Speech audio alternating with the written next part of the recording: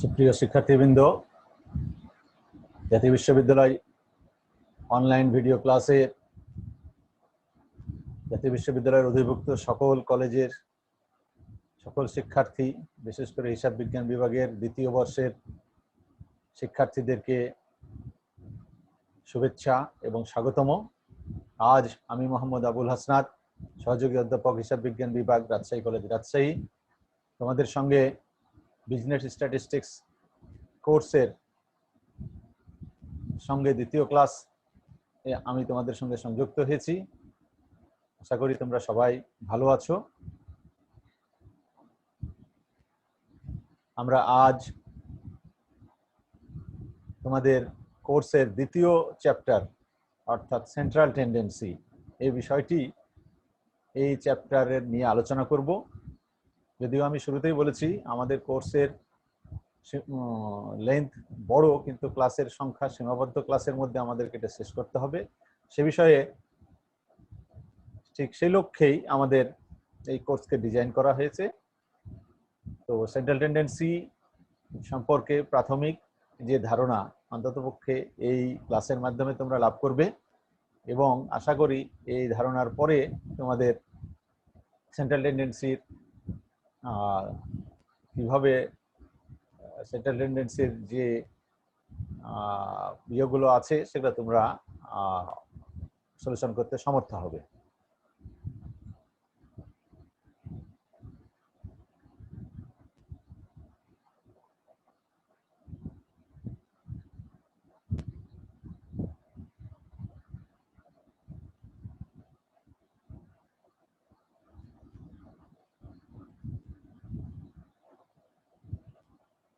Lecture 2 আজকে title of the lecture measures of the central tendency.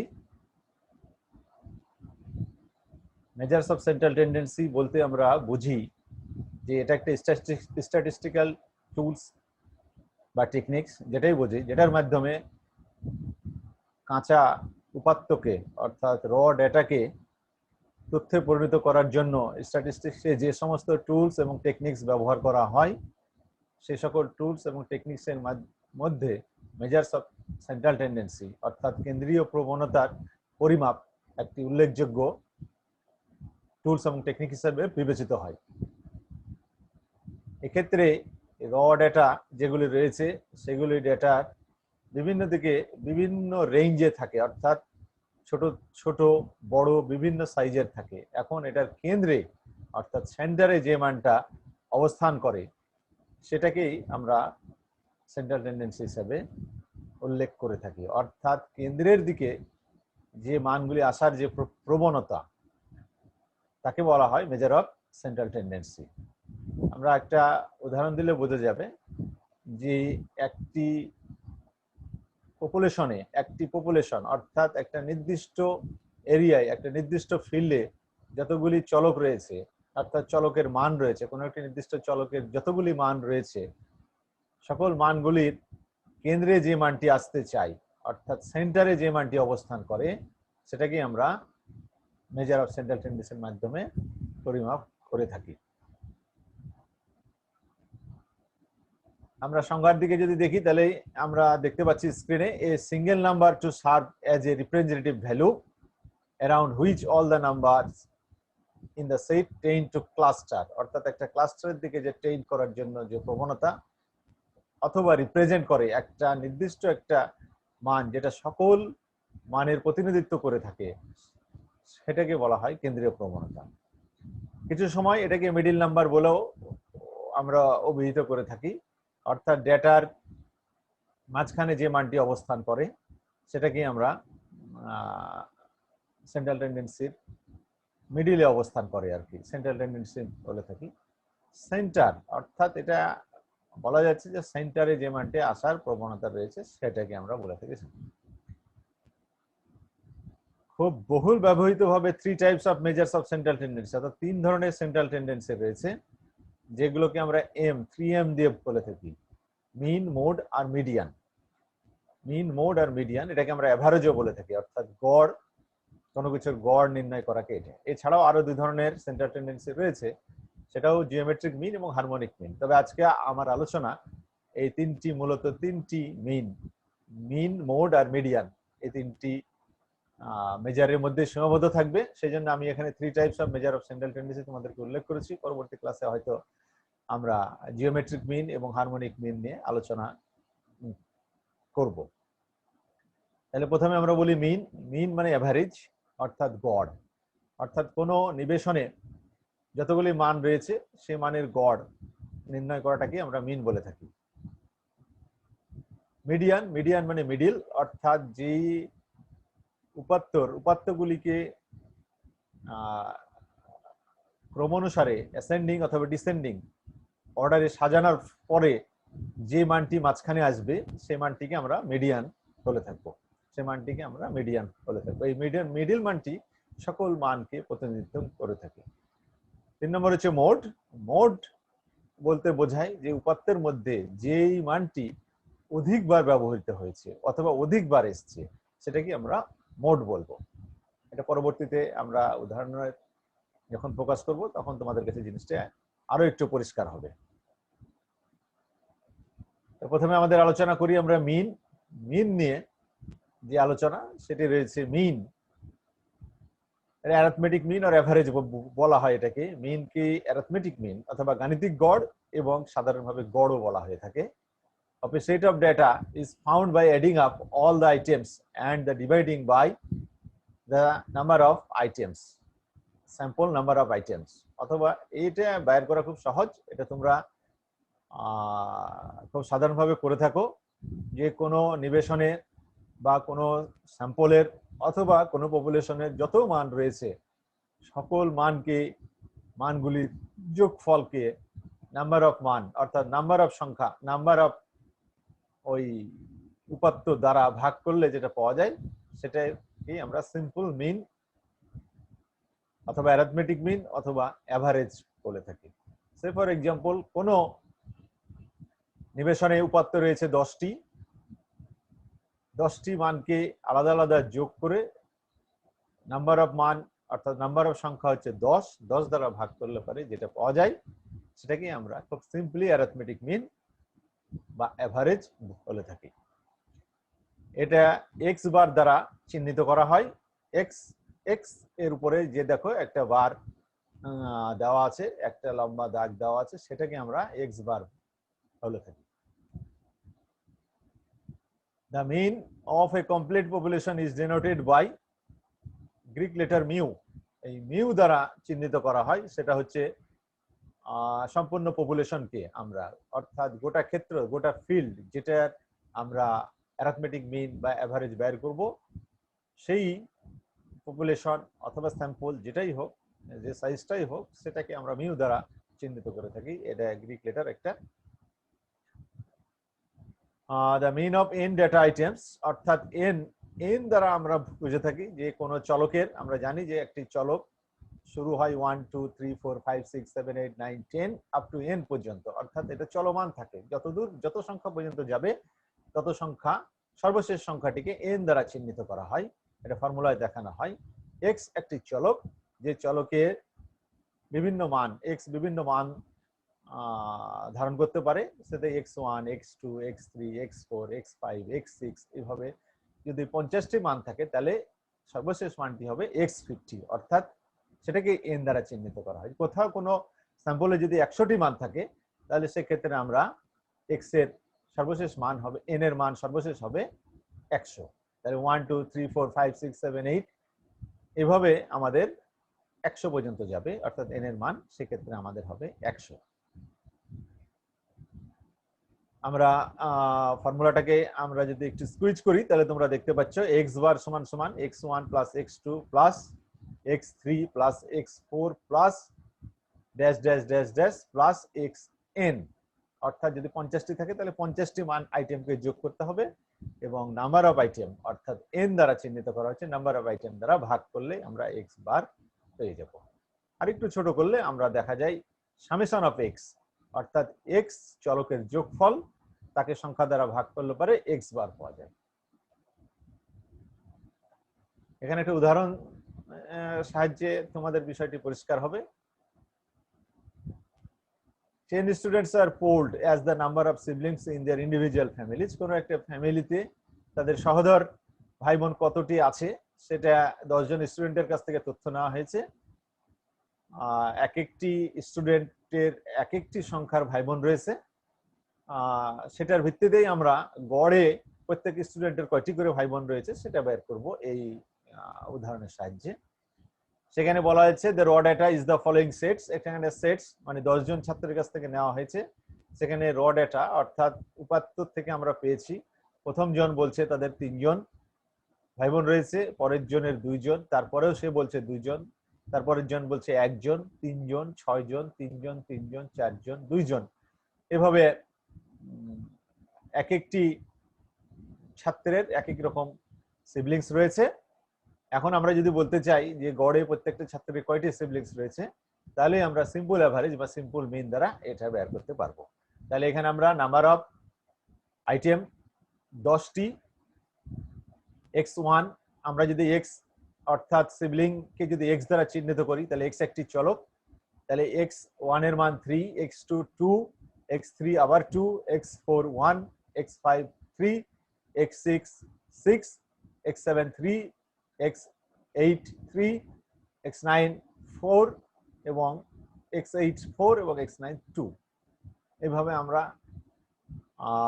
একটু দেখি তাহলে জিনিসটা আরেকটু তোমাদের কাছে ক্যালকুলেশন হবে। তাহলে যে x বার বের করার জন্য x1 x2 x3 xn দিয়ে ভাগ করা হয়েছে।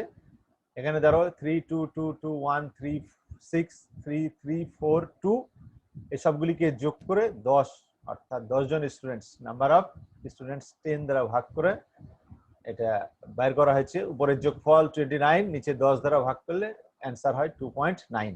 তাহলে x বার অর্থাৎ গড় অথবা অ্যাভারেজ অথবা মিন অথবা সিম্পল অ্যাভারেজ যেটাই বলি সেটা হচ্ছে 2.9। তাহলে অ্যান্সার হচ্ছে 2.9। তাহলে আমরা বলতে পারি প্রতিটি ছাত্রের গড়ে 2.9 জন করে সিবলিং রয়েছে। আসলে এই জিনিসটাকে আমরা বলতে পারি যে মিড ভ্যালু বা প্রত্যেকটি উপাত্তেরই রিপ্রেজেন্ট করছে এই মান দ্বারা। অর্থাৎ আমরা বলতে পারি যে কারো কম ভাই বোন থাকতে পারে, কারো বেশি ভাই বোন থাকতে পারে, কিন্তু গড়ে 2.9 ভাই বোন থাকতে পারে। এবার আসি আমরা ওয়েটেড মিন। এখন এটা তো গেল সিম্পল মিন। সিম্পল মিনের ক্ষেত্রে আমাদের শুধুমাত্র মানগুলোই থাকে, কিন্তু অনেক ক্ষেত্রে ওয়েট নিয়ে আমাদেরকে কাজ করতে হয়। অর্থাৎ প্রত্যেকটি মানের সঙ্গে কিছু ওয়েট যুক্ত থাকে, অর্থাৎ একই মানের একাধিক সংখ্যা থাকতে পারে, সেক্ষেত্রে এটাকে ওয়েটেড মিন দ্বারা প্রকাশ করা হয়। ওয়েটেড মিন বাইর করার জন্য আমরা এই ফর্মুলাটার একটু এক্সপানশন লাগে এবং ফর্মুলাটা একটু বিস্তৃত করতে হয়। সেক্ষেত্রে x1 x2 x3 এটাকে আমরা চলক বলতে পারি এবং প্রত্যেকটি চলকের ওয়েট থেকে আলাদা আলাদা, সেটা f1 f2 fn অর্থাৎ f ফ্রিকোয়েন্সি দ্বারা চিহ্নিত করা হয়। অনেকে অনেক বইয়ে এটিকে w দ্বারা চিহ্নিত করা হয়েছে, w1 w2 w3 এভাবে চিহ্নিত করা হয়েছে। সেক্ষেত্রে ওয়েট আর ফ্রিকোয়েন্সি যদি থাকে তাহলে এফ দ্বারা করা হয়, অর্থাৎ গণসংখ্যা। প্রত্যেকটি উপাত্তের, প্রত্যেকটি ক্লাসের বা প্রত্যেকটি শ্রেণীর বা প্রত্যেকটি সংখ্যার নিজ নিজ গণসংখ্যা থাকে, অর্থাৎ ওই সংখ্যাটি কতবার সংগঠিত কতবার রয়েছে সেটাকে গণসংখ্যা দ্বারা চিহ্নিত করা হয়। সেক্ষেত্রে ফর্মুলাটা ডাব্লিউ বার, অর্থাৎ ডাব্লিউ বার এখানে এক্স বার দিয়েও চিহ্নিত করা হয়, এখানে ডাব্লিউ বার দিয়ে চিহ্নিত করা হয়েছে যেটাকে ওয়েটেড মিন একটু আলাদা করার জন্য, তবে এটাকে এক্স বার বলা যেতে পারে। সামেশন অফ এক্স এফ, অর্থাৎ এক্স এর সঙ্গে এফ এর গুণ করতে হবে, গুণফল।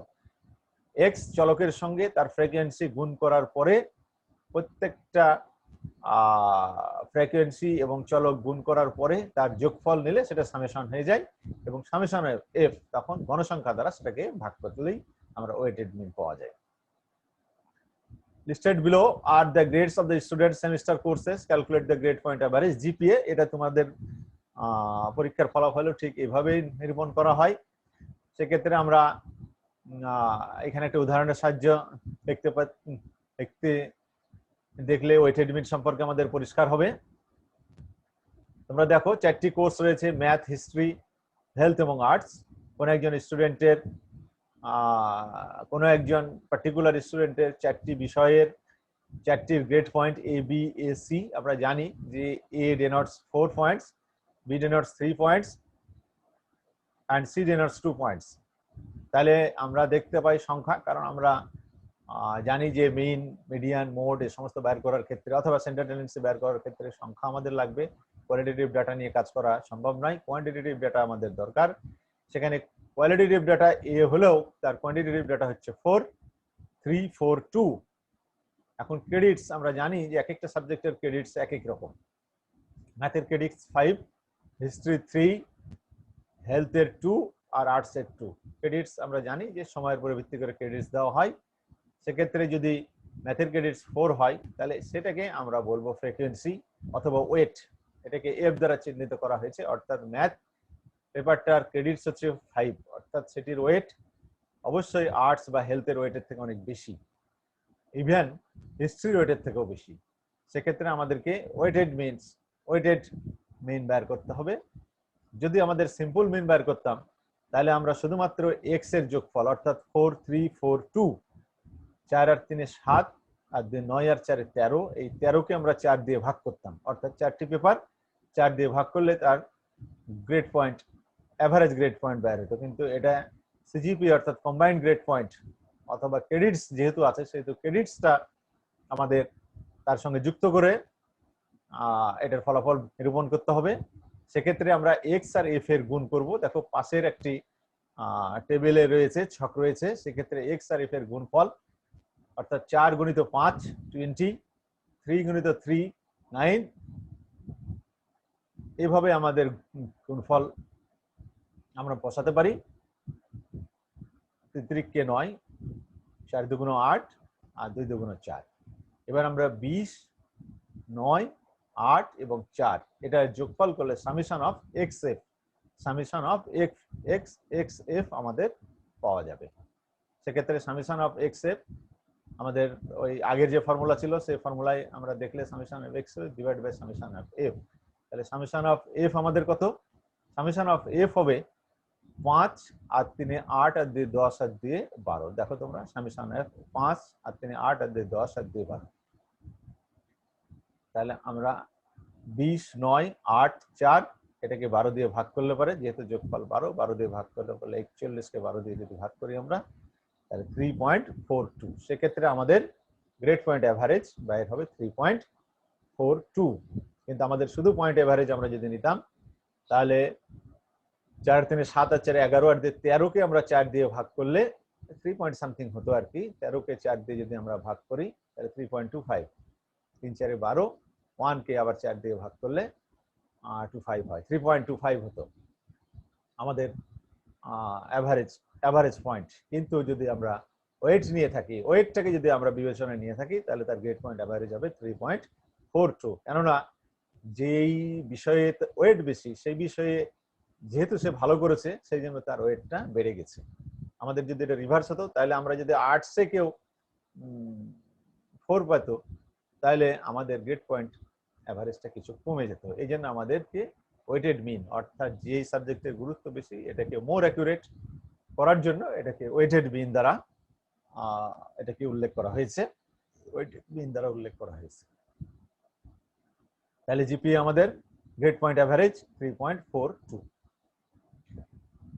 এই হলো আমাদের আলোচনা। এটা ক্লাসের ক্ষেত্রেও করা যায়, ক্লাসে আমি দেখাতে পারিনি।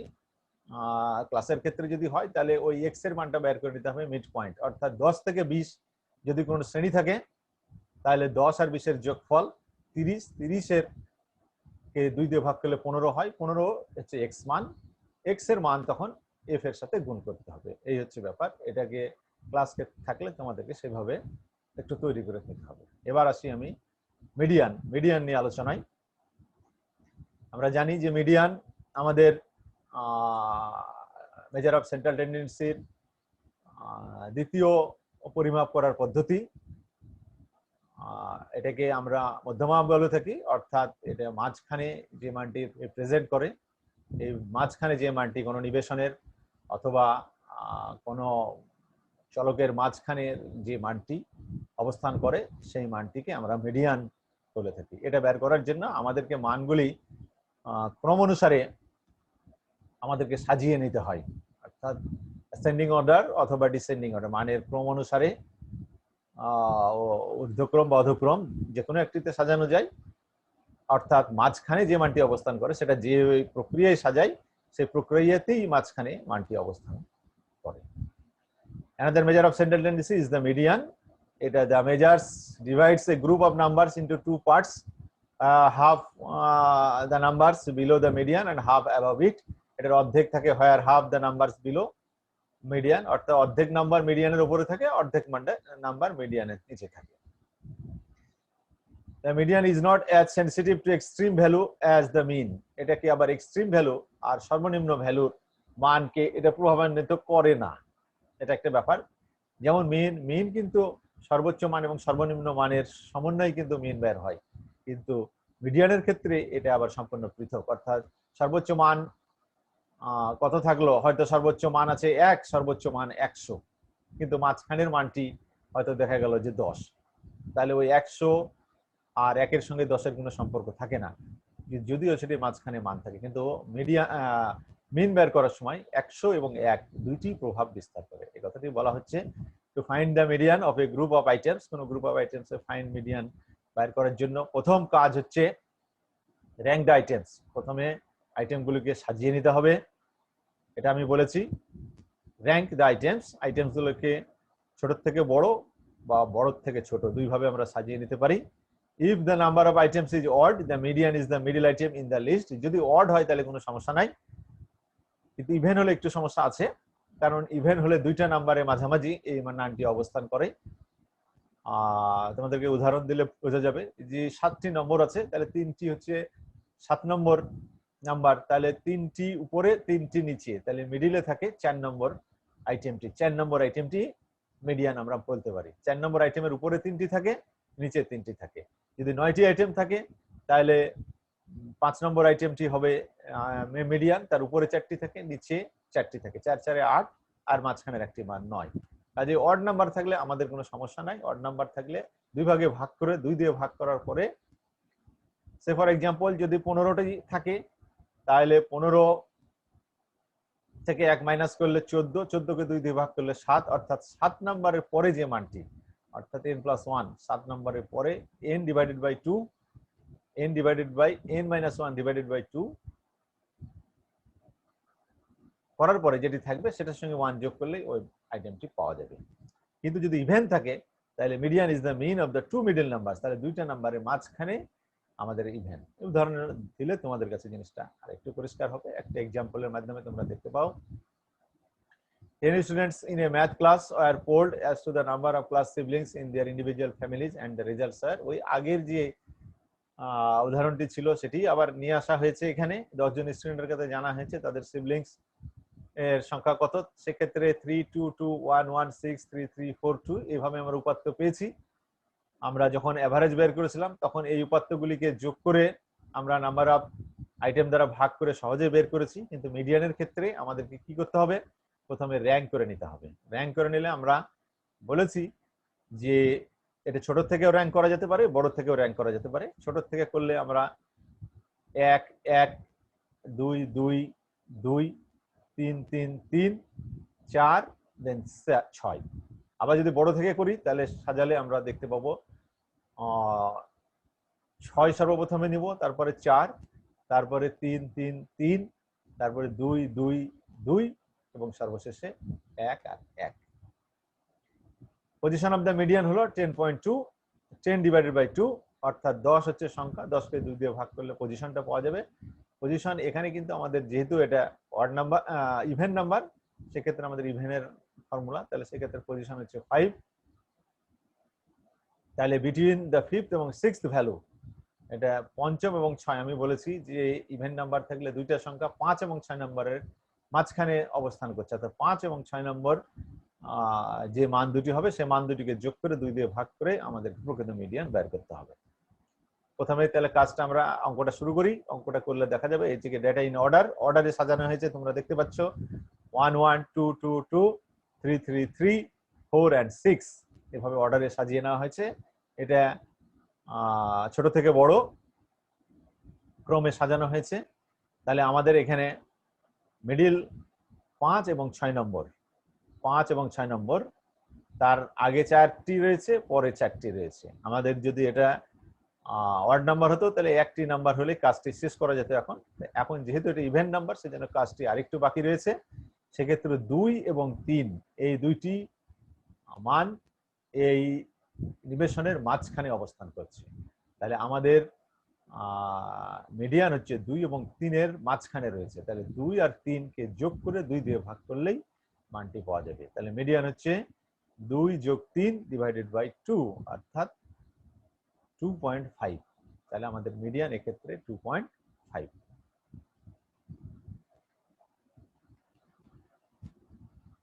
এক্সাম্পল, আরেকটি এক্সাম্পল এখানে আমরা দেখতে পাচ্ছি 3 3 6 3 9, একটি সংখ্যাকে কমিয়ে দেওয়া হয়েছে। এখানে একই এক্সাম্পল, কিন্তু এখানে একটি সংখ্যাকে কমাই দেওয়া হয়েছে। কমানোর ফলে আমাদের ইভেন নাম্বার থেকে সেটা অড নাম্বারে পরিণত হয়েছে, অড নাম্বারে। তাহলে আমরা দেখি অড নাম্বারে কিভাবে বের হয়। তাহলে পজিশন হলো 9.2, 4.5, এটা কোনো সমস্যা নাই। অড নাম্বারে দ্য ফিফথ ভ্যালু 4.5 মানে ফিফথ ভ্যালু, 5 নম্বর ভ্যালু। তাহলে এখানে আমরা আমার ছোট থেকে বড় সাজিয়ে নিয়েছি। 5 নম্বর ভ্যালু তোমরা দেখো 3 একটাই, তার মানে 3 নম্বর যে ভ্যালু তার উপরের দিকে আছে 4টি, নিচের দিকে রয়েছে 4টি মান। তাহলে সেক্ষেত্রে এক্ষেত্রে আর আমাদেরকে দুটি সংখ্যা নেওয়ার প্রয়োজন নাই, দুটি ভাগ করার প্রয়োজন নাই। এটাকে একটি সংখ্যা নিয়েই আমাদেরকে আমরা মিডিয়ান বের করে ফেলি। সেক্ষেত্রে মিডিয়ান হচ্ছে 3। তো পরিষ্কার, শুধুমাত্র একটি সংখ্যা কমানোর জন্য মিডিয়ান 3 হয়ে গেল, কোথাও কোনো মান আমরা পরিবর্তন করিনি, তারপরেও এটা মিডিয়ান পরিবর্তন হয়ে গেছে।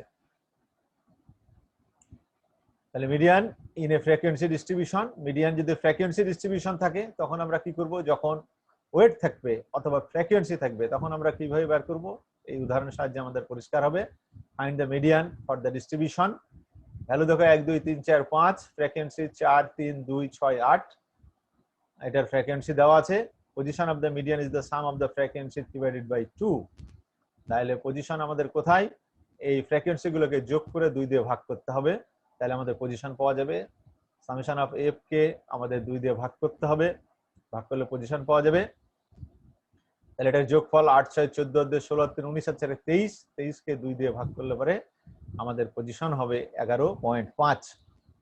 তাহলে আমাদের 11.5 যে জায়গায় অবস্থান করছে সেটাকে আমরা বলতে পারবো মিডিয়ান। তাহলে 11.5 পাওয়ার জন্য আমাদেরকে ক্রমযোজিত ক্রমে যোগ করে নিতে হবে। তাহলে প্রথমটিতে 4, তাহলে 11.5 আমরা এখানে পাইনি। তারপরেরটিতে রয়েছে দেখো 3, তাহলে 4 এর সঙ্গে 3 যোগ করলে 7 হয়, এখানেও 11.5 পাইনি। 7 এর সঙ্গে 2 যোগ করলে 9 হয়, তাহলে এখানে 11.5 পাইনি। 9 এর সঙ্গে 6 যোগ করলে 15 হয়, অর্থাৎ 4 নম্বর পজিশন, অর্থাৎ 4 নম্বর ভ্যালু এক্স এর মান যখন 4, তখন গণসংখ্যার যোগফল হচ্ছে 15, অর্থাৎ 15-র মাঝখানে 11.5 রয়েছে। সেক্ষেত্রে আমরা বলতে পারি এক্ষেত্রে মিডিয়ানটা হচ্ছে 4, অর্থাৎ 4 এর অবস্থানের কাছে অবস্থানটা করছে। 12th আইটেম, এখানে দেখো at the frequencies from the either side until the sum is 12, মানে 12 আসা পর্যন্ত আমাদেরকে এটাকে যোগ করতে থাকতে হবে।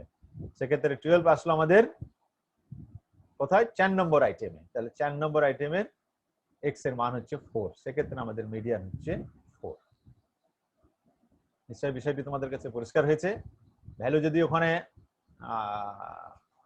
ভ্যালু যদি আমাদের ভ্যালুতে যদি আমাদের ক্লাস থাকে তাহলে ফর্মুলাটা একটু ভিন্ন হবে, সেক্ষেত্রে আমাদের সেই ফর্মুলাটা অ্যাপ্লাই করতে হবে। এবার আমরা আসি আমাদের আজকের আলোচনার সর্বশেষ মেজার্স, সেটা হচ্ছে mode. Mode measure of central টেন্ডেন্সির তৃতীয় মেজার্স।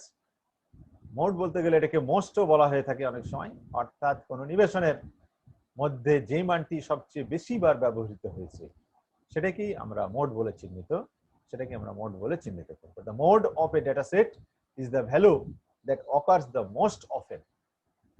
সর্বোচ্চ বার যে মানটি ঘটেছে সেটাকে আমরা মোড বলবো। If the distribution has two modes then it is called bimodal. অনেক সময় যদি দুইটা সংখ্যা থাকে যেটি বেশিবার ঘটেছে, অথবা তিনটি সংখ্যা থাকতে পারে চারটি সংখ্যাও থাকতে পারে। তো যাই হোক, যদি দুইটি প্রথমে ঘটে তাহলে আমরা সেটাকে বলবো বাইমোড অর্থাৎ বাইমোডাল। যদি একাধিক সংখ্যা দুইয়ের বেশি থাকে তাহলে সেটাকে মাল্টিমোডাল বলা হয়। In a large distribution this term is commonly applied even when the two modes do not have exactly the same frequency. আমরা एग्जांपल দেখো, এখানে ওই সেই সিবলিংস কোন 10 জন ছাত্রদের কাছে যেটা জানা হয়েছে সেটা 3 2 2 1 3 6 3 3 4 2। এই ক্ষেত্রে আমরা দেখতে পাচ্ছি এখানে যদি আমরা দেখতে পারি কোন সংখ্যাটি বেশিবার সংগঠিত হয়েছে, সেখানে আমরা এখানে 3 দেখছি 3 বার সংগঠিত হয়েছে, 4 বার সংগঠিত হয়েছে। 3 আইটেমটি 4 বার সংগঠিত হয়েছে। 2 1 2 2 সংখ্যাটি 3 বার, 4 সংখ্যাটি 1 বার, 6 সংখ্যাটি 1 বার, 1 সংখ্যাটি 1 বার। তাহলে 3 সংখ্যাটি সর্বাধিক বার সংগঠিত হয়েছে, তার গণসংখ্যা হচ্ছে 4। অর্থাৎ এখানে যেই সংখ্যাটি সর্বাধিক বার সংগঠিত হয়েছে সেটাকেই আমরা মোড বলে থাকি। তাহলে এই ক্ষেত্রে মোড হচ্ছে আমাদের 3 1 2 3 4। তাহলে সর্বোচ্চ বার সংগঠিত হয়েছে 3, তাহলে এখানে আমাদের মোড হচ্ছে 3। এখানে কিন্তু ইউনিমোডাল অর্থাৎ একটি মোড রয়েছে এখানে, কারণ আর কোনো সংখ্যা 4 বার সংগঠিত হয়নি। সেক্ষেত্রে the mode for the number of siblings is 3। এক্ষেত্রে মোড আমাদের হচ্ছে 3। Mode in a frequency distribution, মোডে যদি ফ্রিকোয়েন্সি ডিস্ট্রিবিউশন থাকে তাহলে আমরা এইভাবে বের করব। সেক্ষেত্রে তোমরা দেখো এই যে ফ্রিকোয়েন্সি ওই আগের উদাহরণটি দেখানো হয়েছে 1 2 3 4 5, তার ফ্রিকোয়েন্সি যে 4 3 2 6 8, অর্থাৎ যেই সংখ্যার ফ্রিকোয়েন্সি যত বেশি সেটাকে আমরা মোড বলে থাকবো। সেক্ষেত্রে এখানে 5 যে সংখ্যা অর্থাৎ ভ্যালু অর্থাৎ যে এক্স রয়েছে সেটির গণসংখ্যা সবচেয়ে বেশি 8, অর্থাৎ আমরা এই ক্ষেত্রে মোড বলে থাকবো। যার সবচেয়ে বেশি লার্জেস্ট ফ্রিকোয়েন্সি সেটাকে আমরা বলে থাকবো মোড। অর্থাৎ এখানে 8 আছে কার, তাহলে 5, তাহলে এই ক্ষেত্রে মোড হচ্ছে 5। সর্বশেষ আরেকটু আলোচনা, যেটা central tendency from stem and leaf display. Leaf display থেকে সেন্ট্রাল টেন্ডেন্সি বের করা যায়, অর্থাৎ সংখ্যাগুলিকে লিভ এবং স্টিমের সাহায্যে সাজিয়ে নেওয়া হয়। একদিকে লিভ অর্থাৎ পত্র, আর একদিকে কাণ্ড অর্থাৎ মূল সংখ্যাটি কাণ্ডের দিকে থাকে আর পত্র অর্থাৎ পরের সংখ্যাটি থাকে লিফের দিকে। সেভাবে সাজিয়ে নেওয়া যাওয়ার পরেও করা যায়। এটা খুব একটা ব্যবহার হয় না, এটা একটু সময় সাপেক্ষ এবং জটিল, এবং বড় সংখ্যা বড় ক্ষেত্রে যদি থাকে এটা বের করাটাও একটা জটিল প্রক্রিয়া হয়ে থাকে। এটার ব্যবহার তোমাদের বইপত্রেও নাই, তোমাদের পরীক্ষার সলিউশন বা পরীক্ষার প্রশ্নপত্রে এই ধরনের সাধারণত দেওয়া হয় না। তারপরেও যেহেতু তোমাদের সিলেবাসে এই বিষয়টির কিছুটা আলোচনা রয়েছে, আমি সেজন্য একটু জিনিসটা দেখাতে চাই। সেক্ষেত্রে লিভস আর র্যাঙ্কড, এটা নিউমেরিক্যালি লিভসকে র্যাঙ্ক করা হয় অন দেয়ার স্ট্রিমস এর উপরে। কিভাবে করা হয় সেটা find the median and mode. এটা এই যে তোমাদের দেখো 1 2 3 4 5 এটাকে সাজিয়ে নেওয়া হয়েছে। তো 15 আর 16 উপরের লাইনে, মানে দুইটা সংখ্যা উপরের লাইনে, 20 27 28 29 29 এটা দ্বিতীয় লাইনে, 36 36 37 37 এটা তৃতীয় লাইনে, 40 42 42 42 43 46 সেটা চতুর্থ লাইনে, 51 6 88 58 এটা তৃতীয় লাইনে। এভাবে বিভিন্ন লাইনে এটা করা রয়েছে, আমাদের সেটা দেখানো যায়। মিডিয়ান হলো 2.2, এত আইটেমস, 7 কে নেওয়া হয়েছে 37 আইটেম।